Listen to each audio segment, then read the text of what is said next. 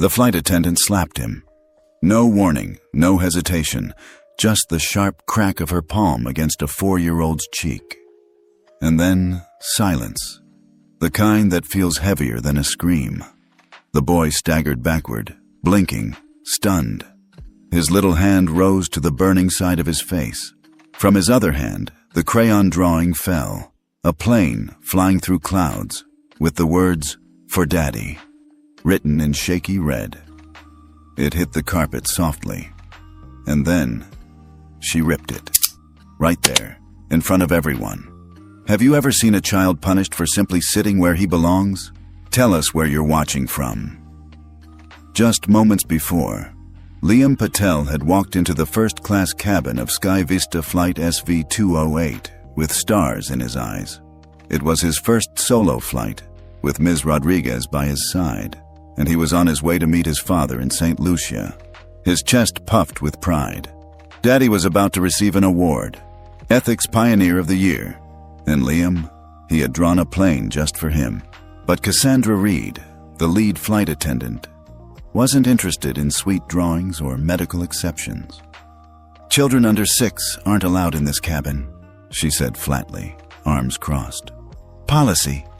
Ms. Rodriguez stayed calm. "He's under special care, and he's—" "I don't care," Cassandra snapped. "Move him." Liam hugged his drawing tighter.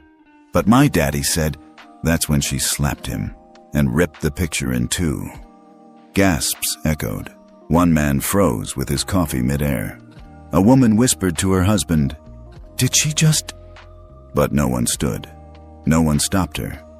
Except someone noticed something else. A passenger in 3A squinted. "Wait, is that—" He didn't finish the sentence, because under the cuff of Liam's sweater, a green bracelet had started to blink red. He didn't cry. He just knelt, trembling, gathering the torn paper like it was a broken part of himself. The light on his bracelet pulsed faster. Far away in Palo Alto, in a glass tower, a server received a signal. A line of code lit up. "Skithic protocol breach. Class A. Child distress detected." And the sky began to shift. Liam sat still in his oversized first-class seat, knees drawn to his chest, eyes glued to the crumpled paper in his hands. One half of his drawing was folded over the other, as if putting them together might make it whole again. But it didn't. It just made the rip look deeper. Across the aisle, a woman in pearls leaned toward her husband and whispered behind her hand, "This is why they shouldn't let kids in first class." He nodded without looking up from his newspaper. Entitlement starts early. Liam didn't hear every word, but he knew that tone. The kind grown-ups used when they thought kids weren't listening, or didn't matter. No one asked if he was okay. No one offered tape, or even a kind look. Ms. Rodriguez gently placed a blanket over his lap. "It's all right, sweetheart," she said quietly, but her voice cracked, like she didn't believe her own words. She glanced up at the curtain that separated them from the flight attendant who slapped him. Her eyes narrowed, a soft anger she didn't let reach her mouth. A businessman 2 seats down clicked his tablet screen, eyes scanning some market chart like nothing had happened. Another man across the aisle pretended to sleep, arms crossed, earbuds in. Liam sniffled once but didn't cry. Instead, he whispered to Ms. Rodriguez, "I was trying to be good." "I know," she said, brushing his hair back gently. "You were perfect." He looked down at his wrist. The green bracelet blinked faintly now, like it knew, like it was watching. Outside the window, clouds drifted past in slow, endless motion, free and white and untouched. Inside the cabin, everything felt cold. And for the first time in his life, Liam wondered, what if Daddy was wrong? What if I don't belong here? In a corner office high above Palo Alto, Arjun Patel froze mid-sentence. His boardroom was glass-walled and sleek, sun pooling across a polished table where 5 department heads had gathered to finalize the ethics expansion rollout. But on his tablet, a red alert flashed across the bottom corner. Sky Ethic Breach. Class A. Minor distress detected. Device: Liam Patel. Flight SV-208. Arjun didn't move for a full second. Then he swiped the screen. The interface shifted to a live biometric feed. Liam's. Heart rate elevated. Stress spikes. Oxygen saturation dipping slightly. No words, no video. Just numbers. But Arjun read them like a scream. His son was in trouble. He stood so fast his chair rolled back into the wall. "Cancel the next hour," he told his assistant without turning. "And secure a private line to SV-208's flight data stream, now." The room fell silent behind him. Back at the desk, he entered a passcode only 3 people in the company even knew. The Sky Ethic Core opened. A control panel designed not for profit, but protection. Arjun designed it himself, after seeing too many apologies arrive too late. It was meant to catch what customer service couldn't, and Liam's bracelet was the first prototype. His hand hovered over the screen. If he tapped override, every entertainment screen on flight SV-208 would freeze. The cabin would know something had gone wrong, and soon, so would the world. He took a breath, remembering the last thing Liam said before leaving for the flight. "I'll be good, Daddy. I promise." Arjun's jaw clenched. "This isn't about good," he whispered. "It's about right." And he pressed the button. Half a world away, above the clouds, a soft red pulse blinked faster on a child's wrist. The storm hadn't hit yet. But now, it had been invited. Liam didn't speak. He sat curled beneath the light gray blanket, knees tucked under his chin, staring at the faint crease in the seat where his drawing used to rest. The first-class curtain was now behind him, thin fabric, thick with meaning. The cabin lights glowed low and warm, but nothing about the space felt comforting. The man beside him sighed audibly and shifted, clearly annoyed by the presence of a child in business class. Across the aisle, a woman tightened her silk scarf and adjusted her noise-canceling headphones, like Liam's quiet breathing was a disruption. Nobody asked him what happened. Nobody offered him a smile. A few seats up, someone whispered, "That's the boy from earlier." Another replied, "Should have stayed in economy." Ms. Rodriguez leaned in closer. "You okay, sweetheart?" she whispered. Liam didn't answer. He just nodded faintly, though his eyes stayed locked on the seat back in front of him. His small fingers traced the corner of the tray table, over and over, like if he could feel the edge enough, it might anchor him. "He said I belong here," Liam mumbled finally. "He said I'd be safe." Ms. Rodriguez's eyes softened. She brushed a hand over his curls. "You do belong, and you will be." But even her voice sounded like it was trying to believe it.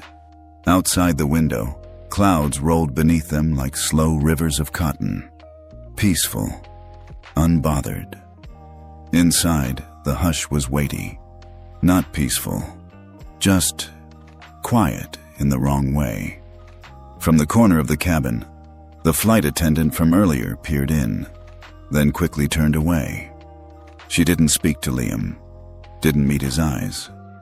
And behind the curtain, the one that had pushed Liam out, there was laughter. Real, relaxed laughter from first class. Liam closed his eyes, not to sleep, just to disappear, because right now, even the sky didn't feel big enough to hold him. Cassandra Reed moved down the aisle with robotic grace, adjusting champagne flutes with gloved fingers. To the other passengers, she was the picture of efficiency, polished, professional. But to Liam, she was a shadow that hadn't left since the slap. She hadn't looked his way again, not once, but that didn't mean she was done. As she passed their row, her eyes flicked, barely noticeable, to the boy in 4D. His head was down, fingers still rubbing the frayed edge of the seatbelt. The torn halves of his drawing were now tucked under the corner of the tray table, guarded like treasure no one else valued. "Children should be in family cabins," she muttered under her breath, just loud enough. "Not occupying premium space." Ms. Rodriguez's head snapped up, but Cassandra had already moved on. A man across the aisle cleared his throat like he might say something, but then he didn't. And Liam? He didn't move, didn't flinch. But under the blanket, the green band on his wrist began to pulse. Slow, steady, growing brighter with each beat. Thousands of miles away, back in Palo Alto, a secure server recognized the biometric escalation. Sky Ethic response threshold met. Level 4 trigger imminent. Inside Arjun Patel's office, a panel lit up. He didn't hesitate. He tapped once. Blue Whisper protocol enabled.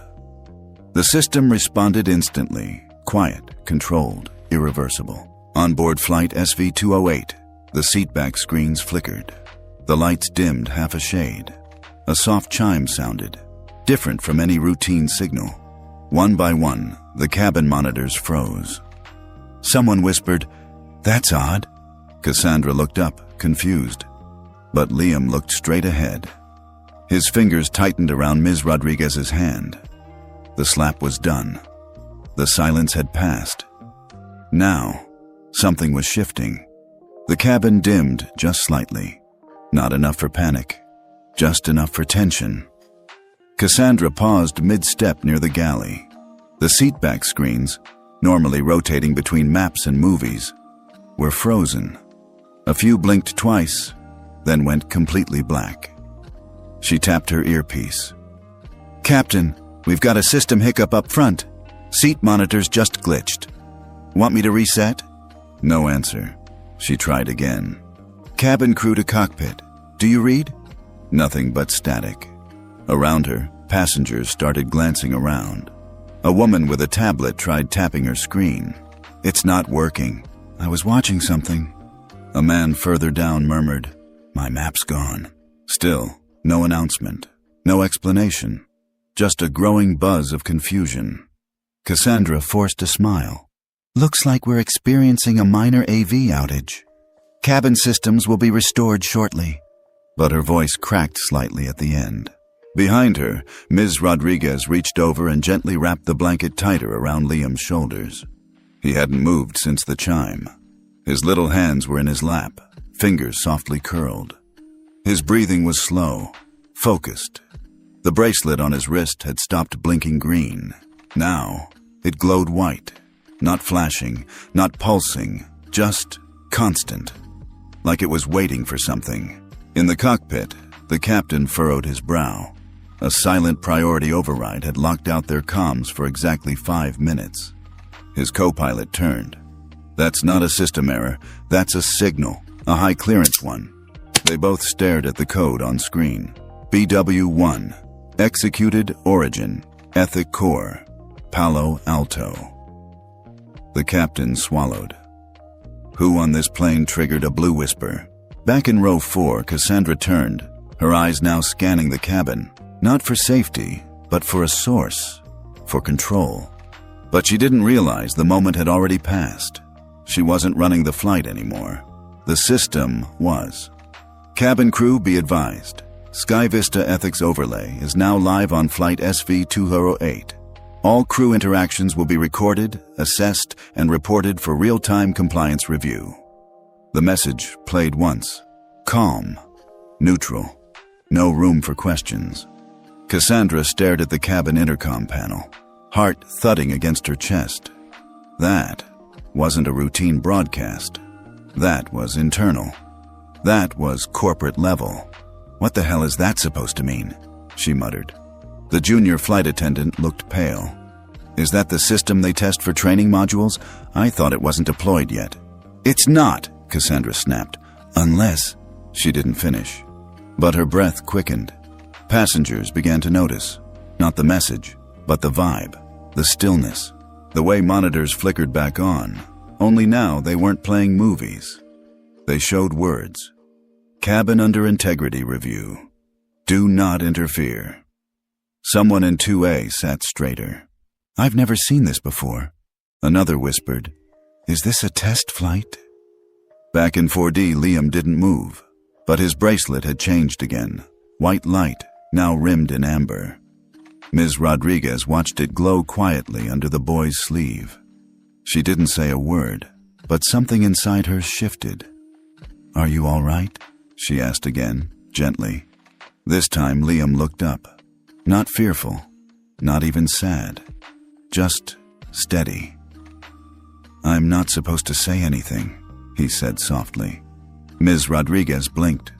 "Why not?" He shrugged. "Daddy said sometimes silence is stronger." Up front, Cassandra stepped into the galley, heart racing. She looked at the security panel, then the phone. Should she report this? Call corporate? The FAA? But deep down, a cold realization hit her. This wasn't a glitch. This wasn't about protocol. This was about her, and someone up there, someone powerful and silent, was watching. The cabin lights dimmed again, subtle, almost unnoticeable. But then came the real shift. Every seatback screen lit up. No movies, no flight maps. Just a single message in bold gray letters against a white background. "This flight is under active review by SkyVista Ethics Control. Real-time oversight has been authorized by Executive Tier." Gasps filled the air like turbulence. A man in 3A said aloud, "Executive Tier? That means corporate C-suite." A woman near the front whispered, "Is this legal?" Cassandra stood frozen near the galley. Her earpiece buzzed again, this time with something she'd never heard before. "Lead Flight Attendant Cassandra Reed, your voice log and behavior data have been indexed for full compliance review under Policy 3.47. Stand by." Her knees nearly buckled. This wasn't protocol. This was personal. In row 4, Liam said nothing, but the white and amber glow of his bracelet now pulsed gently, like it was syncing to something only it could hear. Ms. Rodriguez's phone vibrated softly. She pulled it out. A SkyVista alert appeared. "Cabin-level ethics oversight initiated. Remain calm. Do not interfere with the subject under protection." She looked at Liam, then the word subject. Oh, thousands of miles away. Arjun Patel stood in a soundproof command pod deep inside SkyVista headquarters. His voice didn't carry into the cabin, but his actions did. On screen, his secure signature flashed once. Encrypted, anonymous, absolute. He didn't need to be seen. He didn't need to shout. His son was on that plane. And someone had crossed a line. Back in the cabin, Cassandra stumbled back into the galley and gripped the counter. She had dealt with complaints before. Angry customers, crying babies, delayed flights. But this was something else. This was someone else. The captain's voice finally crackled through the speaker. "Ladies and gentlemen, due to an unexpected systems alert, we'll be making an early descent into San Juan International. Estimated landing in 23 minutes. Please return to your seats and fasten your seatbelts." There was no turbulence, no weather issue. But the cabin shifted with unease. Cassandra leaned into the galley wall, whispering frantically into the internal line. "Why are we diverting? The flight path was cleared for St. Lucia." The first officer responded coldly.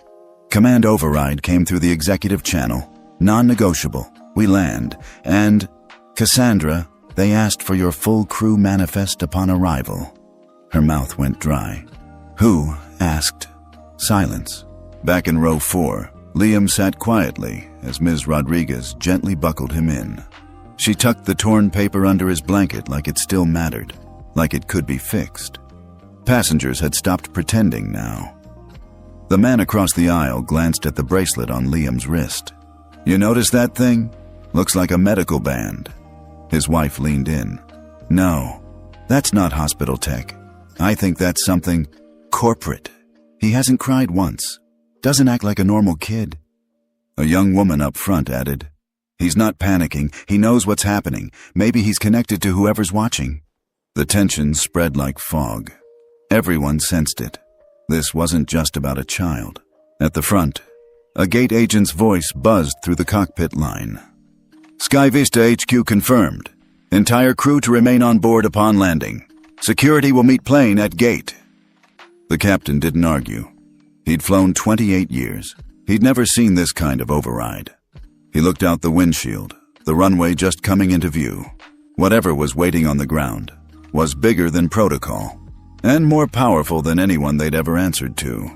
The plane touched down with a soft thud, the wheels humming across the San Juan tarmac like a warning whispered through metal. But there was no cheer, no unbuckling, just silence. The usual welcome to your destination didn't play.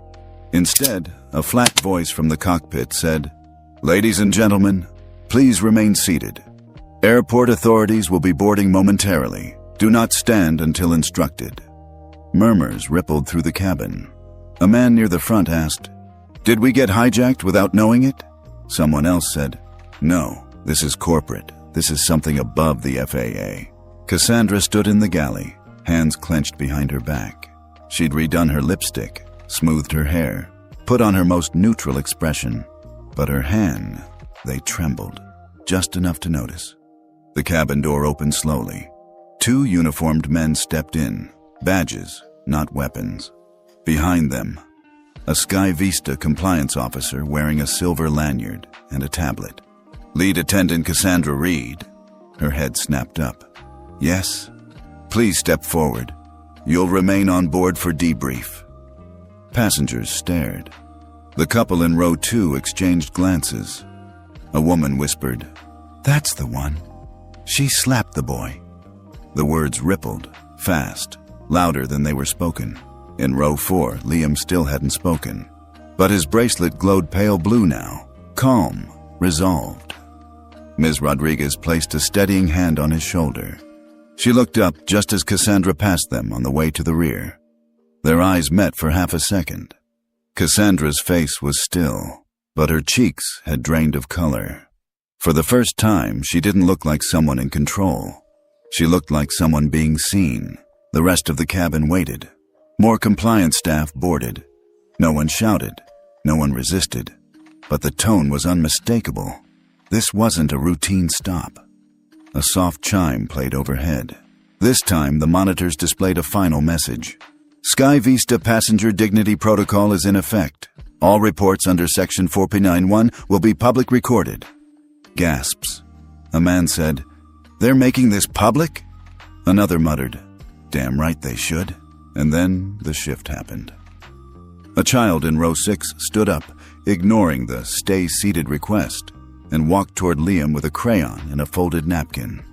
"Here," he said, "you can draw something new." The boy's father called him back, but then paused, watched, and let him stay. Liam took the napkin quietly, nodded, and for the first time since the slap, he smiled. Just a little. Behind him, the cabin wasn't just quiet anymore. It was waiting, watching, and somewhere in that waiting was something close to justice. San Juan's jet bridge locked into place with a hiss, but no one moved.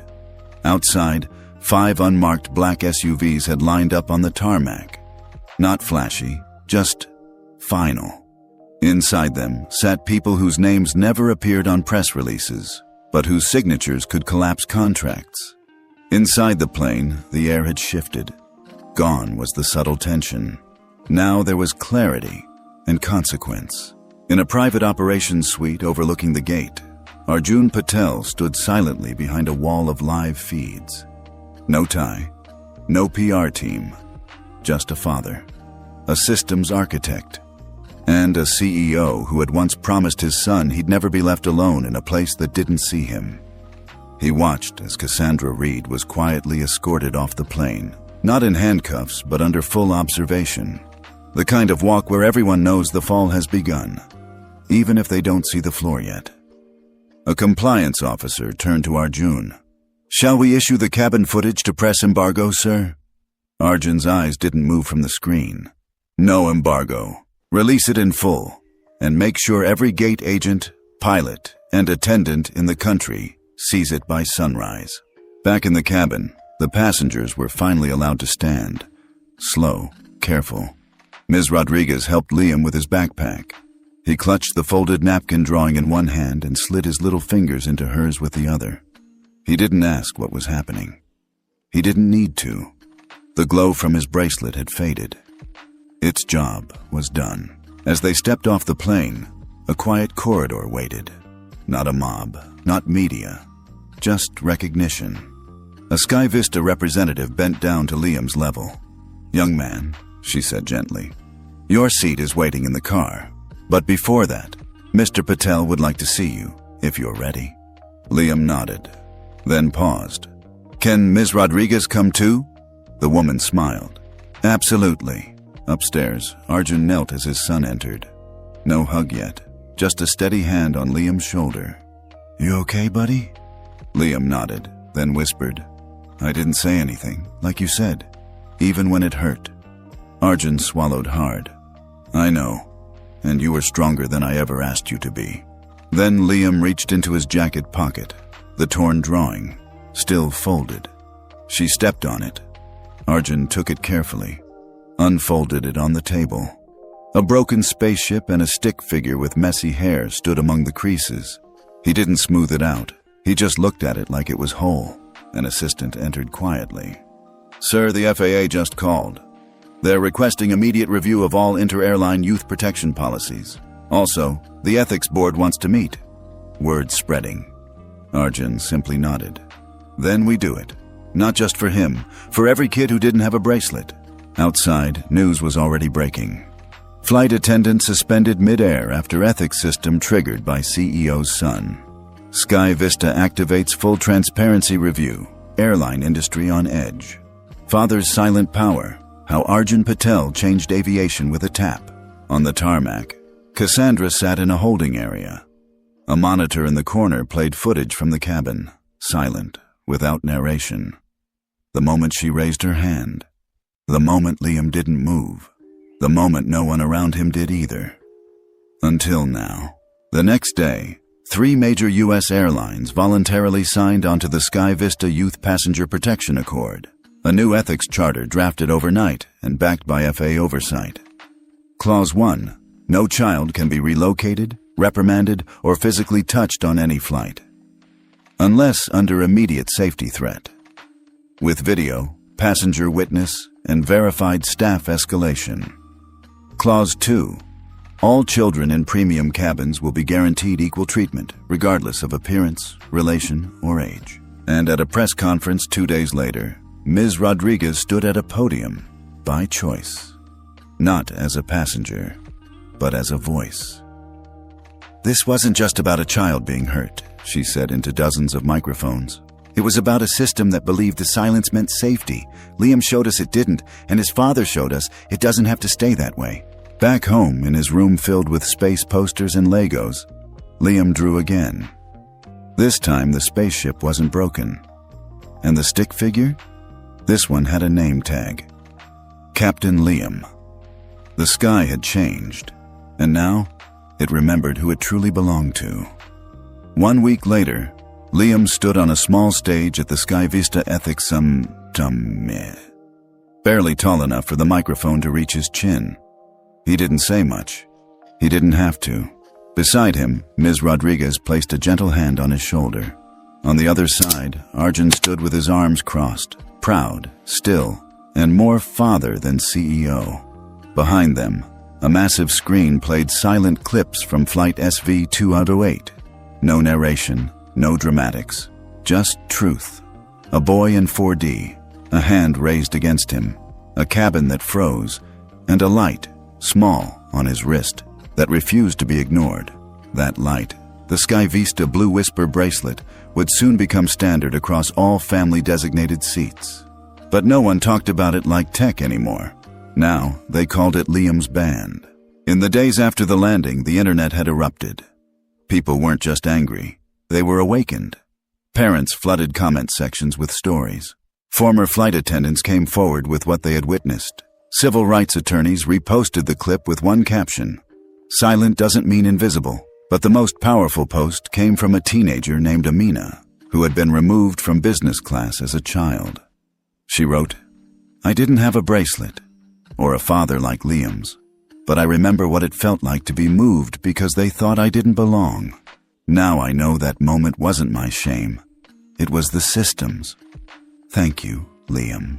In a quiet corner of SkyVista HQ, the original drawing, creased, stepped on, rescued. was framed and hung behind glass. It wasn't restored. It wasn't redrawn. It stayed torn, because that was the point. Arjun placed a small plaque beneath it. He didn't raise his voice. He raised a standard. And yet, even after all the headlines faded, Liam didn't talk much about the flight. At night, he still asked his dad if people would try to move him again. Arjun would smile and say, "No, kiddo. Now they'll move the system instead." On the anniversary of the flight, SkyVista launched the Passenger Dignity Index, an industry-first rating that scored airlines not just on performance, but on how they treated the voiceless, the young, the elderly, the quiet. It was voluntary at first. Then it wasn't. Within 6 months, 19 major airports made Dignity Index scores a requirement for route approvals. 3 CEOs stepped down. 2 airlines restructured their entire crew training system. And it all started with a child who didn't say a word. Ms. Rodriguez kept in touch with the Patels. She'd never flown first class before that day. Never thought she'd matter in a corporate meeting. Now, she sat on the advisory board for SkyVista Ethics Council. And every time someone asked why she stepped in that day, she said, "Because the only thing scarier than silence is watching a child be silenced." At home, Liam still wore the newer version of his bracelet sometimes. Not because he needed it, just because he liked the way it felt. He liked knowing it was there, like a quiet friend. One night before bed, he looked up at his dad. "Daddy?" "Yeah?" "Does the sky still remember me?" Arjun knelt down, pulled him into his arms. "No, kiddo," he whispered. "It never forgot you. Tell us where you're watching from. And if this story moved you, hit that like button. Share it with someone who deserves to be treated with dignity, no matter where they're seated in life. We see you, and your story deserves to be told."